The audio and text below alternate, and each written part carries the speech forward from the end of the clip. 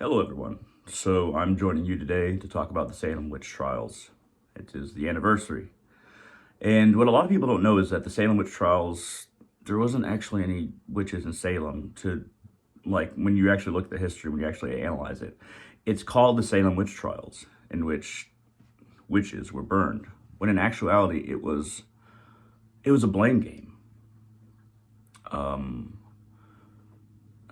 some people did some things out in the forest, some teenage girls, and then one or two of them, you know, uh, the local government prosecutor, I think the witch judge or something like that, wanted to figure out, who led you to Satan, and instead of being burned themselves, they kind of like blamed other people, and then there was men and women who were blamed. Eventually, down the line, people kept on blaming more and more people. One of the people that they accused was a slave, and then that slave blamed somebody else for leading them to witchcraft and Satan, and so on and so forth.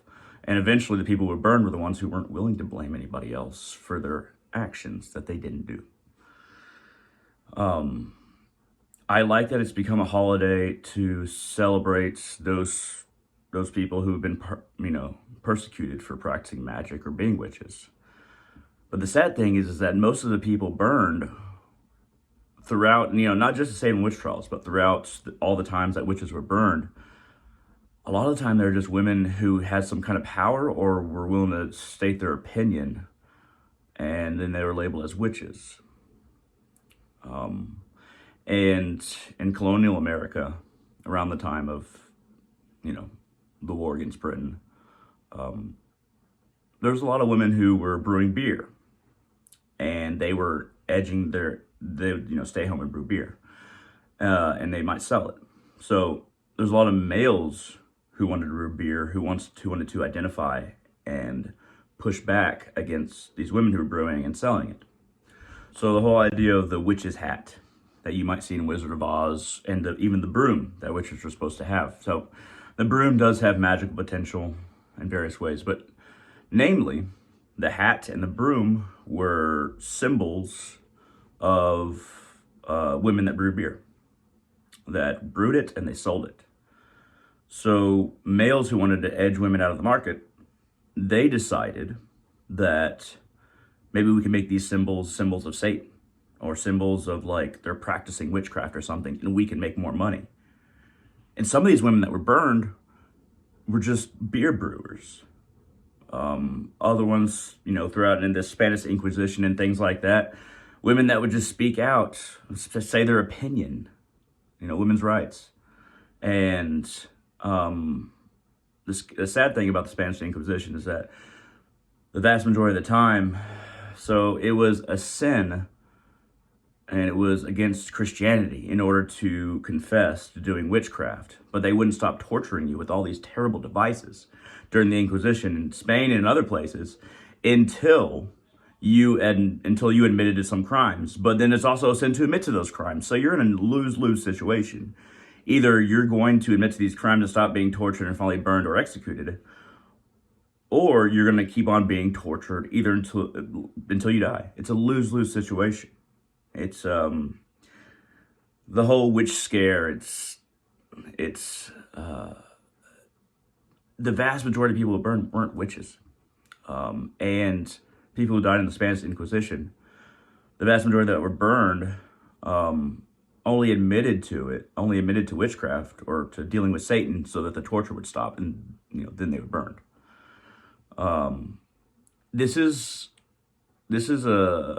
The Salem Witch Trials specifically is an example of remarkable stupidity and fear and a desire for control on the side of the government and government officials.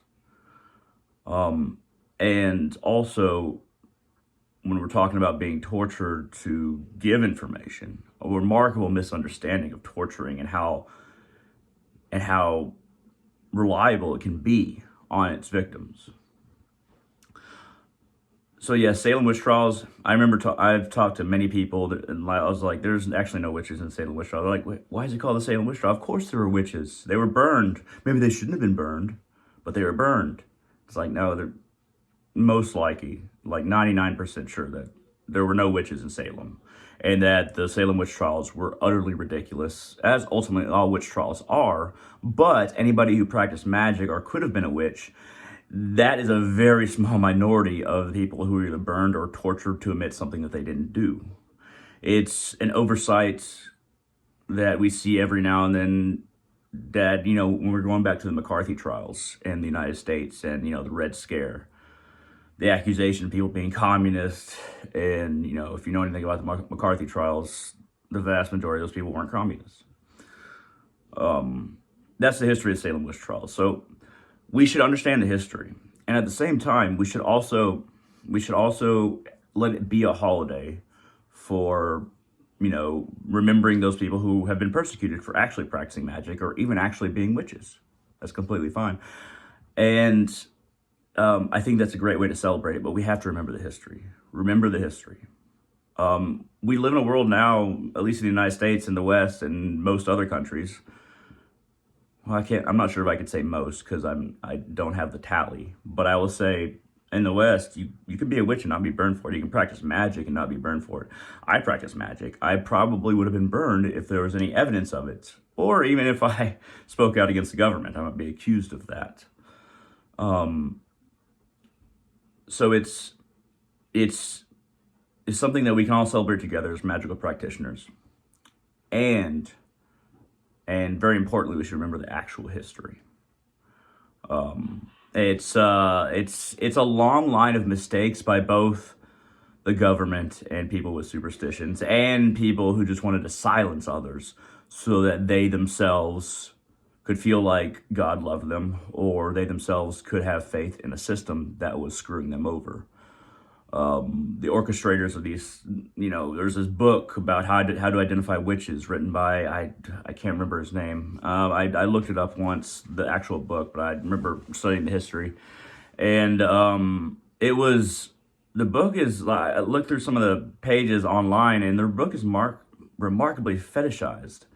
It would describe in detail the kind of sex acts a witch would have to do with Satan to get her powers.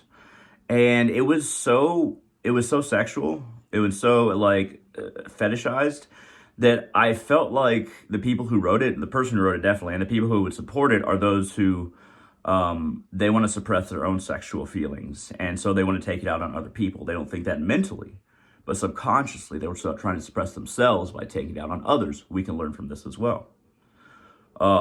It's no secret that a lot of, pray the gay away camps or preachers are actually, gay themselves. It's very strange.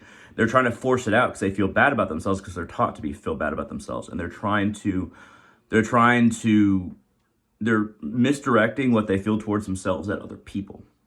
Not all pray away the gay pastors or camp runners are gay, but there's a good amount who are told that they're bad, and then who don't reject the church or churches, and want to force how they're forcing themselves, and project that force onto others. It's very important to remember these things as well. So the Salem Witch Trials, I don't think there are any witches there. But it should be a holiday for all witches and magical practitioners, because of the persecution that in some countries we still face. And for those who did practice magic that were persecuted. And for the rights of those, who either coerced into admitting something they didn't do, or who maybe had some kind of allegiance in this or that way, and they were prosecuted and tortured and killed for whatever they believed. That was not up to the norm of a society, and that norm being forced on them, in the cases that I'm talking about. But of course, there's plenty of other witches that have been prosecuted, but mainly the time when pagans and magical practitioners were killed a lot. Well, I'm going to name one example. There's plenty of others. Is when the Christianization of Europe, the conversion of Europe, when Christians were taking down pagan statues and temples, destroying everything, killing the priests. That's how it's remembered overall, but that's not quite what happened. But we should also remember those priests, those people who wore Thor's hammers as a protest to everybody being forced to be Christian. And that Christianization, there we go. It's a hard word. So remember the history, appreciate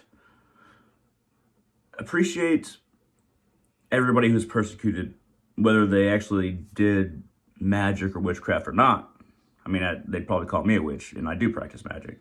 I don't really identify as a witch. I identify more as a shamanic practitioner, but I definitely would have been burned if anybody found any, quote-unquote evidence. Anyway, let's remember to light a candle and cast a spell on this day. For it's a day to remember, but it's also a day to correctly understand history. Thank you very much, and all of you have a wonderful day.